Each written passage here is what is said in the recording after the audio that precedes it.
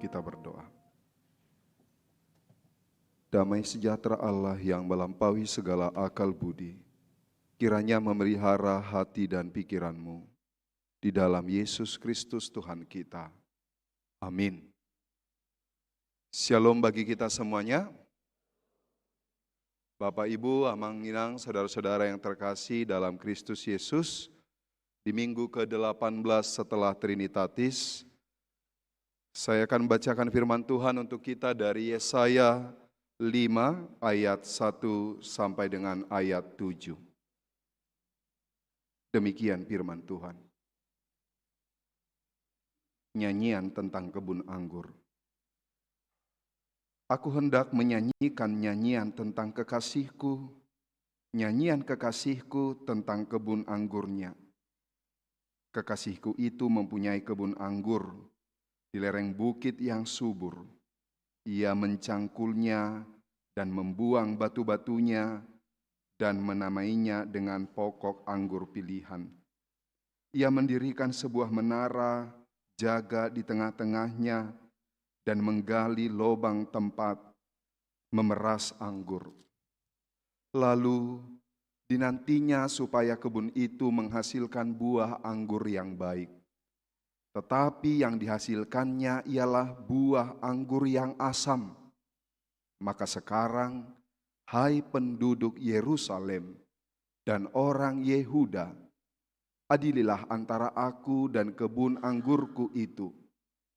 Apakah lagi yang harus diperbuat untuk kebun anggurku itu yang belum kuperbuat kepadanya? Aku menanti supaya dihasilkannya buah anggur yang baik. Mengapa yang dihasilkannya hanya buah anggur yang asam? Maka sekarang aku mau memberitahukan kepadamu apa yang hendak kulakukan kepada kebun anggurku itu. Aku akan menebang pagar durinya sehingga kebun itu dimakan habis, dan melanda temboknya sehingga kebun itu diinjak-injak. Aku akan membuatnya ditumbuhi semak-semak dan tidak dirantingi dan tidak disiangi, sehingga tumbuh putri malu dan rumput. Aku akan memerintahkan awan-awan supaya jangan diturunkannya hujan ke atasnya. Sebab kebun anggur Tuhan semesta alam ialah kaum Israel, dan orang Yehuda ialah tanaman kegemarannya. Dinantinya keadilan, tetapi hanya ada kelaliman. Dinantinya kebenaran, tetapi hanya ada keonaran. Demikian firman Tuhan. Saudara-saudara, Amang Inang, beberapa minggu di belakang ini mungkin sering sekali berseliweran di media sosial, baik itu di TikTok, Instagram, dan juga Facebook, bahkan di YouTube, apa yang menjadi cerita di tahun 2016 kalau tidak saya, 2016, yaitu cerita pembunuhan yang disangkakan kepada Jessica Mirna. Dan kalau kita mungkin sudah menonton, adakah di antara kita menonton dalam film dokumenter yang telah dibuat oleh Netflix? Saya tadi malam menontonnya, dan entah kenapa tema minggu kita pada hari ini dihantarkan kepada tema tentang Tuhan mengkehendaki keadilan dan kebenaran. Di halomohod jahobado uhum dohot hati goran. Jadi mungkin kalau kita mungkin anak-anak muda secara khususnya yang kuliahnya mungkin jurusan hukum atau pencinta penggiat yang namanya itu seperti kasus-kasus seperti itu, mungkin bisa kita menonton nanti di Netflix dari cerita ini, yaitu Ice Cold Murder Copy and Jessica Wongso. Ini menjadi suguhan yang sangat membukakan baik hati, baik perasaan, baik logika kita tentang kebenaran dan keadilan. Dan dari apa yang ditayangkan, oleh film dokumenter yang telah disajikan oleh Netflix ini seperti membuka mata hati setiap orang yang menontonnya. Dan kebetulan juga diantaranya jemaat kita menjadi pengacara daripada Jessica Wongso. Jadi dari cuplikan-cuplikan yang dipaparkan dalam film dokumenter tersebut, ada tafsiran setiap penonton, yang melihat dan mendengarkan bahwa ternyata keadilan itu memang harus benar-benar kita perjuangkan, dan kebenaran itu memang harus akan kelihatan walaupun dari segi kasat mata siapapun. Keadilan dan kebenaran itu sesuatu yang bisa dibelokkan, tetapi dari tafsiran, dari analogi, dari perasaan kita ketika kita melihat cerita tersebut, ini menggambarkan, oh ternyata kebenaran itu mungkin sekarang tertutup, tetapi kebenaran itu akan menjadi kebenaran walaupun itu tidak selamanya dapat diungkapkan, diucapkan. Bahkan kebenaran itu walaupun tertutup, tetapi dia akan menjadi sebuah kebenaran yang mutlak, Amang Inang.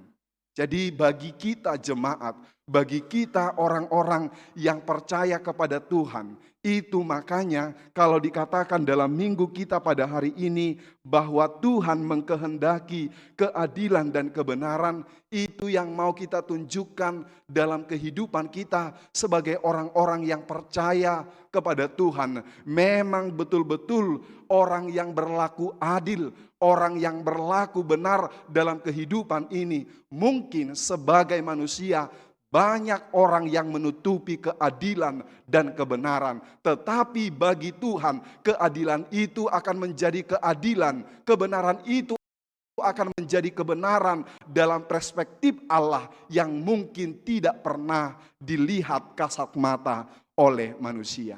Oleh karena itu, lakukanlah terus kebenaran, kalaupun itu tidak kelihatan menjadi kebenaran. Lakukanlah keadilan, dan mungkin itu tidak dianggap sebagai keadilan dalam kehidupan kita sebagai orang-orang percaya. Jadi Amang Inang, sebenarnya kalau dikatakan keadilan itu adalah yaitu menempatkan sesuatu di porsi yang pantas dan tepat. Jadi kalau dikatakan itu keadilan itu adalah menempatkan porsi yang pantas dan pada tempatnya. Jadi semua yang bersifat berlebihan itu pasti itu akan tidak adil. Holan tahudo napas, molo marga napas, yang berlebihan itu yang pakai hu hanya neighborhu. Tapi biasanya kalau sudah berlebihan dan tidak pada porsinya dan tidak pada tempatnya, itu menjadi sebuah ketidakadilan. Lihatlah apa yang kau lakukan, lihatlah apa yang kita lakukan, sesuatu yang tidak pada tempatnya dan tidak pantas dilakukan, itu menjadi ketidakadilan di dalam kehidupan ini. Itu makanya kalau kita melihat Amang Inang, simbol daripada pengadilan itu adalah Lady of Justice. Lady of Justice. Jadi dari Lady of Justice ini kita melihat yang pertama adalah bahwa Dewi adalah sosok wanita yang sangat cantik. Wanita yang mempunyai naluri luhur, mempunyai perasaan halus, mencintai keindahan dan lembut. Sesungguhnya keadilan seperti itu. bahwa digambarkan dalam keadilan itu adalah sosok Dewi Artemis yang cantik, yang mempunyai naruli luhur, mempunyai perasaan halus, mencintai keindahan dan kelembutan sebenarnya keadilan ini. Tetapi sering sekali kita melihat bahwa keadilan itu adalah seperti kekerasan yang selalu menyakiti hati setiap orang. Yang kedua, mata tertutup. Keadilan dalam hukum tidak membedakan siapapun dan memiliki kedudukan yang sama. Bagi hukum saya sebagai pendeta dan Anda sebagai jemaat adalah sama, tidak ada bedanya. Ketika saya melakukan kesalahan, seharusnya kita adalah orang-orang yang sama di hadapan hukum. Dan yang ketiga, timbangan sama rata dan tidak miring. Hukum tidak pernah memihak ke sebelah, tetapi hukum itu sama. Perbuatan akan ditimbang sebelum melakukan penghukuman. Dan yang keempat, pedang ke bawah. Pedang ke bawah bukan mengancam masyarakat bahwa masyarakat harus dihukum. Sebenarnya pedang terhuhus apabila diperlukan, bahwa pedang adalah obat terakhir dan tidak pencegah di awal. Ini adalah gambaran daripada kebenaran dan keadilan dari Ladies of Justice, dari apa yang kita lihat. Kenapa dalam firman Tuhan ini seruan daripada Nabi Yesaya kepada bangsa Israel supaya mereka melaksanakan keadilan dan kebenaran dalam kehidupan mereka. Amang inang saudara-saudara yang terkasih dalam Kristus Yesus, bagaimana mungkin kita sebagai orang-orang percaya kepada Tuhan, orang-orang yang bekerja di ladang Tuhan, dan mungkin kita adalah pelayan-pelayan di gereja ini, tetapi kita tidak melakukan keadilan dan kebenaran di dalam kehidupan kita. Dan menjadi sebuah cerita ke cerita. Dan ini menjadi sesuatu yang pesannya jelek ketika kita mengingat bahwa ada cerita-cerita yang mungkin itu dulu tetapi sekarang tidak lagi. Jadi ceritanya cerita beli mangga di Parapat. Pernah nggak beli mangga di Parapat? Heran juga ya, biasanya Mangga Toba itu musimnya musim 12 lah, mantah musim berapa. Tapi herannya luar biasanya kok bisa ya Mangga Toba itu selalu ada di Parapat itu, di Jalan Besar Parapat. Jadi ketika kita singgah di Parapat, hendak membeli mangga, selalu ditawarkan kepada kita, nah mangga, manggon, kita membeli 2 kilo. Dan kita sudah memilih-milih yang mulus, mungkin yang mulus, atau mungkin kita memilih kulitnya ini yang seperti bergerigi atau yang jorok seperti itu. Tetapi sering sekali ketika kita membeli 2 kilo, kita membeli 3 kilo, yang sampai ke rumah ketika kita membeli 2 kilo, mungkin dia sudah menjadi kurang daripada 2 kilo, 1,5 kilo. Dan sering sekali terjadi, mungkin itu dulu cerita dulu, tetapi itu menjadi pesan yang tidak baik, yang disampaikan kepada penjual mangga sampai sekarang di sana. Jadi kalau diingat, dong iso mangga, enggak lah, enggak mau lah. Padahal kalau ada orang Parapat, akapar Parapat melalui BGI, halakina asingi doi katanya. Satu yang melakukan seperti itu, mungkin semua orang pedagang-pedagang itu akan menjadi kena batunya. Tapi gudang akapar Parapat, protes kalau dibilang Parapat pangototoi panibangan, katanya. Ya protes dong. Dan kita juga sering, para ibu-ibu, ini saya dulu pernah jadi ketua Kesra namanya di STT HKBP. Ini Kesra adalah yang menangani makan mahasiswa sebanyak 500 orang. Sebanyak 500 orang, jadi kita harus mempersiapkan lauk makan dalam 1 minggu. Dan bahkan kita turun ke pasar, turun ke dapur. Dan biasanya ketika kita belanja, selalu saja kita kecolongan, kita membeli ikan 5 kilo, 10 kilo, pasti itu berkurang minimal ketika kita membeli 50 kilo, pasti minimal itu 3 kilo berkurang timbangannya. Dan selalu itu menjadi kenyataan, bahkan mungkin di antara pelaku-pelaku itu adalah orang-orang atau jemaat HKBP. Mungkin mereka adalah punguan Nina para hari Kamis. Mungkin mereka adalah penatua yang mungkin mereka beribadah kepada Tuhan. Tetapi ketika mereka pulang dari gereja, apa yang mereka praktekkan di luar sana. Jadi orang selalu membuat sebuah kebenaran dalam hidupnya. Jadi tidak songonon. Ido dah mulai orang mengatusi kita. Guarna pe mangula, molo mangula iba, ikopitak do gaboi tu pamangan niba. Tahu gabo? Ibu Tuhan muda pe gabo. Namanya juga kerja.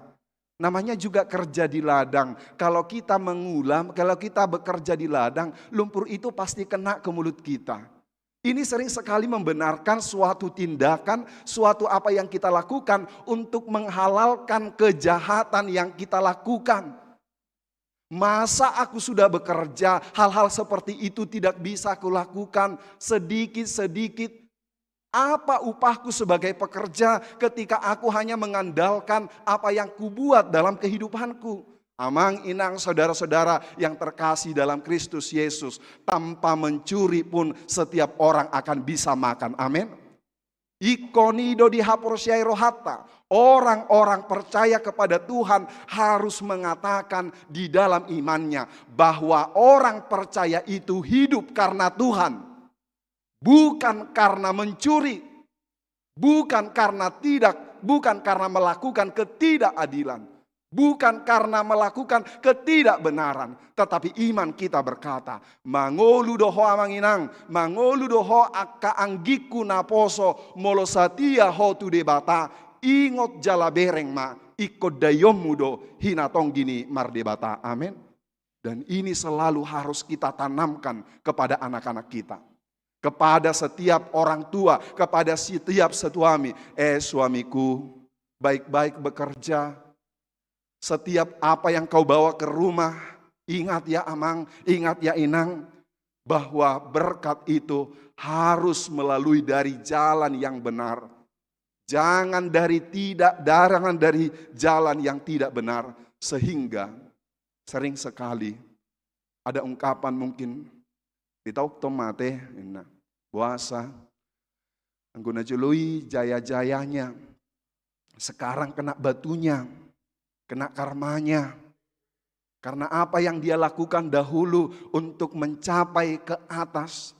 Tidak dengan kebenaran. Tidak dengan kejujuran. Bahkan mungkin dengan dukun pada waktu itu ya. Bukan pada sekarang ini. Jadi hati-hati. Apa yang kita lakukan. Baik itu kejahatan.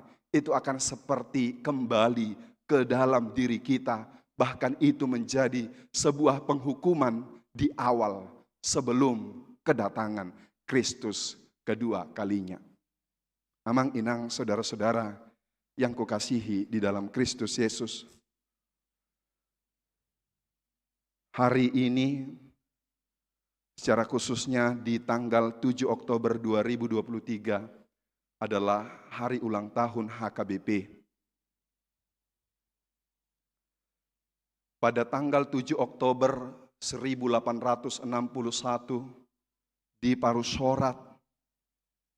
Kalau kita melihat nama HKBP ini tidak semata-mata Huria Kristen Batak Protestan. Adong do nasoma boto kepanjangan di HKBP? Adong do? Ya kebangetan lah nggak tahu nama HKBP. Udah datang beribadah ke sini, apalagi jemaat Rawamangun, ya kebangetan nggak tahu kepanjangan HKBP. Nama HKBP ini bukan hanya semata-mata Huria Kristen Batak Protestan, tapi pada tanggal 7 Oktober 1861, nama HKBP itu adalah nama yang dibuat oleh 4 misionaris yang berdoa dan membuat sebuah misi visi, dan mereka membawa berita Injil ke Tapanuli Raya. Mereka mengadakan rapat pada tanggal 7 Oktober 1861 dan nama mereka dikenang HKBP sebagai nama awal daripada HKBP. Mereka adalah bernama Heine Klemer Bert Van Arsel. Jadi ini adalah nama penginjil yang berapat berkongsi untuk menyebarkan Injil di tanah Batak. Dan kalau kita mendengarkan tadi gereja kita Rawamangun yang berulang tahun pada tanggal berapa ulang tahun gereja kita? 21 Juni. Gereja kita telah berulang tahun. 69 tahun. HKBP sudah berulang tahun ke 162 tahun.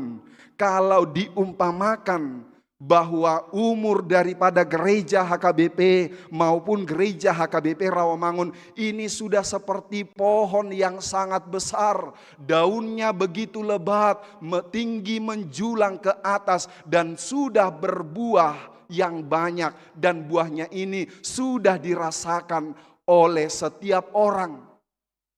Dan mungkin sudah banyak orang berteduh di bawah pohon daripada HKBP. Dan mungkin kita katakan bahwa akarnya sudah menancap ke bawah lebih daripada 2, 3 atau 5 meter karena sudah 162 tahun. Dan inilah yang diharapkan Tuhan kepada kita dan juga kepada bangsa Israel. Apa yang telah dilakukan Tuhan mengurus, membimbing bangsa Israel. Tuhan mengharapkan buahnya adalah buahnya yang manis. Kalau ada yang tahu lagu ini, dia adalah dididik orang tuanya di Tanah Batak. Dan masih musim lagu seperti itu. Lagunya adalah Molo hui ngodo sude lo jani dainangi siana menek tuna godang mano guau dia bingau diopaau asa sonang modo mau dideng didok duau dahasiam. Ini adalah pengakuan daripada anak kepada orang tuanya, mulai daripada kandungan, ketika dia mulai berjalan, ketika dia mau tidur, dia merasakan holong ni dainang, kasih daripada ibu kepadanya. Dan menjadi kesaksian dalam kehidupannya. Dan ini harus kita lihat terus menerus kasih daripada orang tua kepada setiap anak. Jadi memang bagi anak-anak kami, pemuda-pemudi di sini yang belum menikah, kalau sekarang ini memang fokus diri kita adalah kepada dirimu.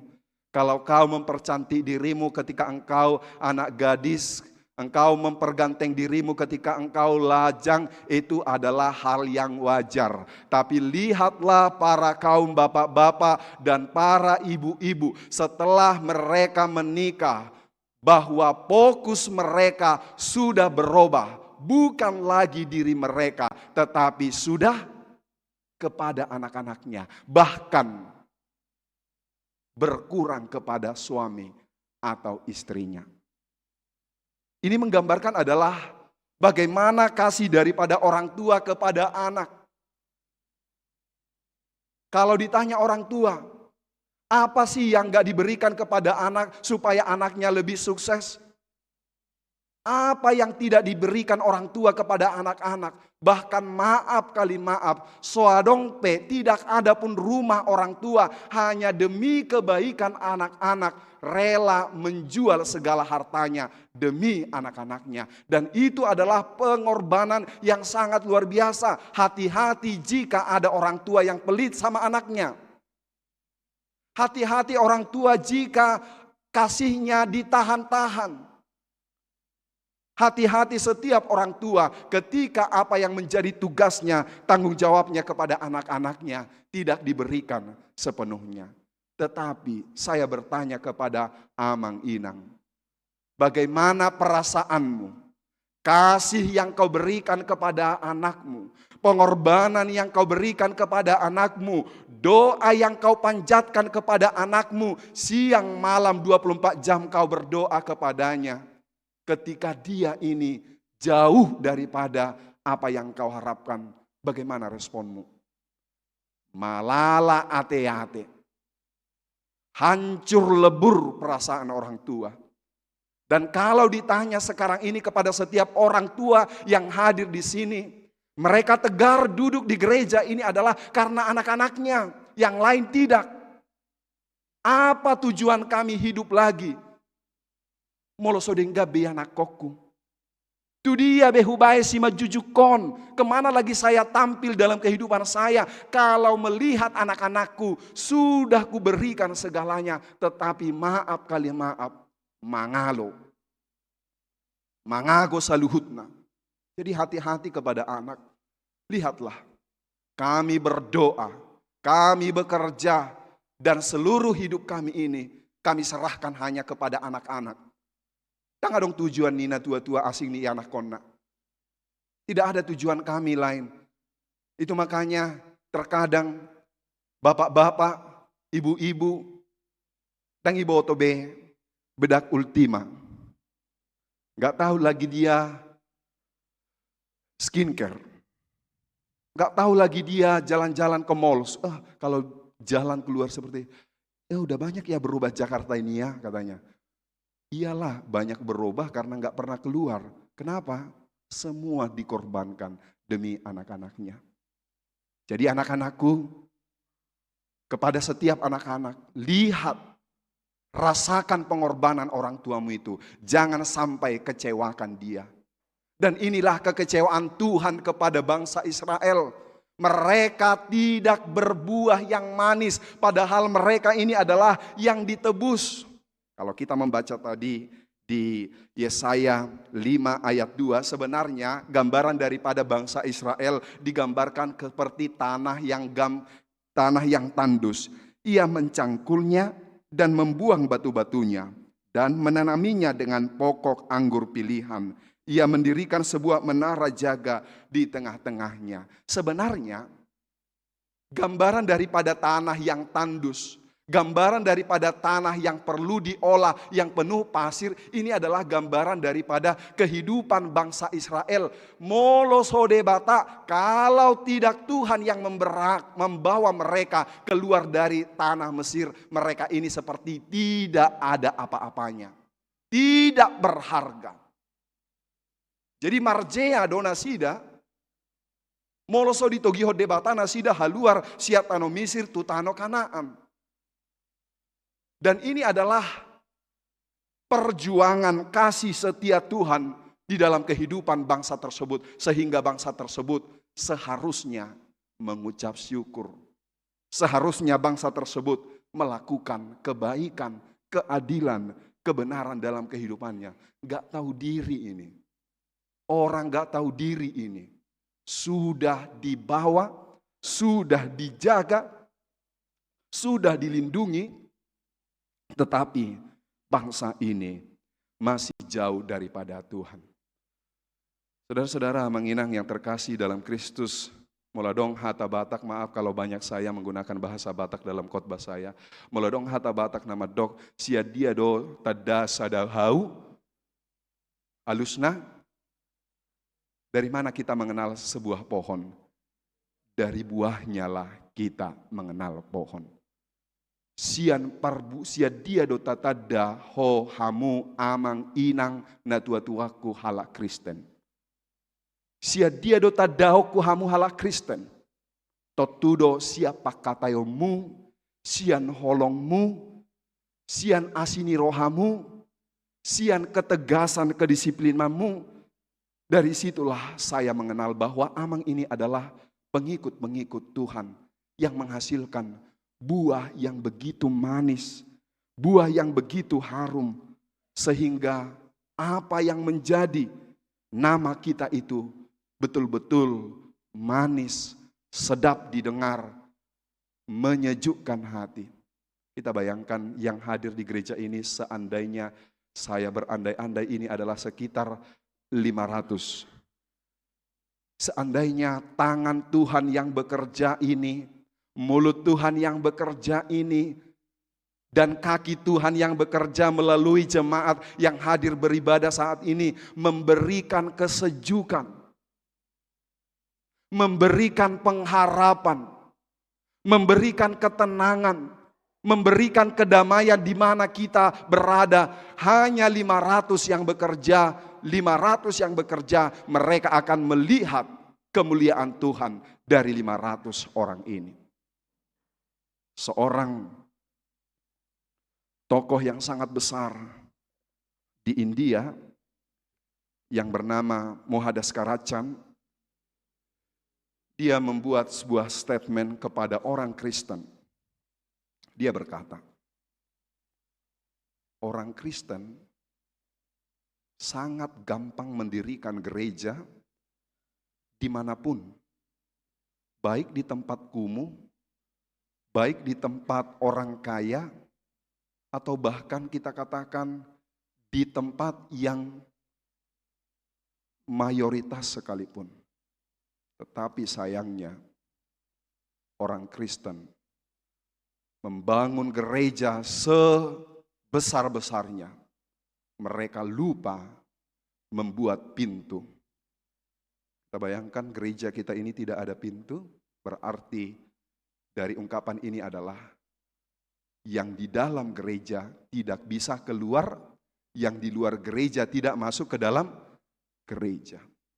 Terkadang ini menjadi sebuah refleksi bagi kita orang percaya kepada Tuhan, sejauh mana kehidupan kita ini membawa dampak, sejauh mana kehidupan kita ini berbuah. Karena Mohandas Karachand Gandhi mengatakan seperti itu adalah pengalaman imannya. Dia telah percaya kepada Tuhan Yesus, dia telah melihat ajaran kekristenan adalah sesuatu yang sangat berharga dan penting sekali. Tetapi ketika dia punya pengalaman datang beribadah ke gereja, pada waktu itu kolonial bersama dengan bangsawan, bersama dengan kasta-kastanya, memiliki gereja yang tidak sama dengan gereja yang pada umumnya.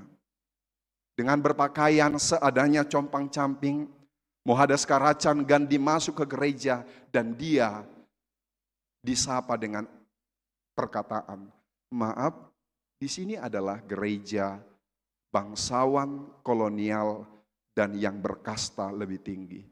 Orang-orang yang beribadah, orang-orang sepertimu beribadah di tempat seperti itu.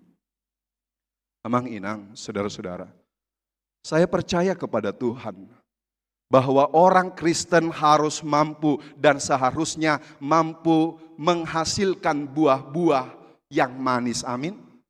Saya percaya kepada Tuhan, jemaat HKBP Rawamangun dan mungkin yang datang ibadah pada hari ini masih mau menghasilkan buah yang manis yang dapat dinikmati oleh setiap orang dalam kehidupan ini. Saya telah banyak melihat anak-anak muda yang masih mungkin kita katakan masih lagi butuh-butuhnya duit nih, tentang karir, tentang masa depan, tentang anak-anak. Masih banyak yang mau berdonasi.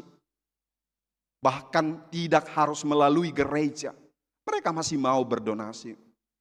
Saya juga melihat kepada setiap orang tua, ada saja orang tua, bahkan orang tua ini adalah seorang janda di gereja kita ini, tanpa sepengetahuan mungkin daripada anak-anaknya, tanpa sepengetahuan daripada gereja. Saya mengetahui dia mensupport satu gereja yang ada di Bonapasogit di daerah Tapanuli Raya. Luar biasa iman seperti itu. Luar biasa buah yang manis yang dia mau serahkan, yang mau dia tebarkan kepada orang. Saya percaya kepada Tuhan bahwa kita ini adalah orang yang ditebus di dalam Tuhan Yesus Kristus. Selayaknya lah setiap buah kita tidak buah yang asam, tidak buah yang pahit, di mana kita berada, sehingga kita adalah sosok-sosok yang begitu dirindukan di dalam kehidupan ini. Berbahagialah saudara-saudara ketika Anda ini dirindukan, ketika Anda dikasihi, karena kehadiran Anda sangat berharga. Jadi sering sekali memang ungkapan daripada anak-anak naposo, remaja, enggak ada lo, enggak rame. Betul memang. Alai tabayakum ma. Hanya lewat saja menghindar. Karena banyak orang kerjanya hanya toksit aja. Racun kepada teman-temannya. Ada aja selalu negative thinking. Oras amang padita, oras. Bah, buah kabarmu sehat bro. Ailam birong mahu berek kodong di Jakarta ini. Ya mungkin kalau sekarang ini warna kulit hitam sudah semakin disukai, tapi sebagian lebih banyak orang berusaha untuk kulitnya putih. Jol Muhammad Dokon, oras. Lamok-mok mahoin. Padahal sekarang ini gemuk adalah indikasi daripada senang. Kalau semakin gemuk orang, itu menunjukkan dia semakin senang. Ada yang biasanya merasa minder karena gemuk, pasti ada. Apalagi perempuan, anak gadis. Jadi cobalah, bawalah kesegaran, bawalah kemanisan di dalam hidupmu. Sebagai penutup daripada renungan ini, saya akan membacakan doa daripada Santo Fransiskus. Dari apa yang menjadi pergumulannya. Tuhan, jadikanlah aku pembawa damai. Bila terjadi kebencian, jadikan aku pembawa cinta kasih. Bila terjadi penghinaan, jadikanlah aku pembawa pengampunan. Bila terjadi perselisihan, jadikanlah aku pembawa kerukunan. Bila terjadi kesesatan, jadikanlah aku pembawa kebenaran. Bila terjadi kebimbangan, jadikan aku pembawa kepastian. Bila terjadi keputusasaan, jadikanlah aku pembawa harapan. Bila terjadi kegelapan, jadikanlah aku pembawa terang. Bila terjadi kesedihan, jadikanlah aku pembawa sukacita.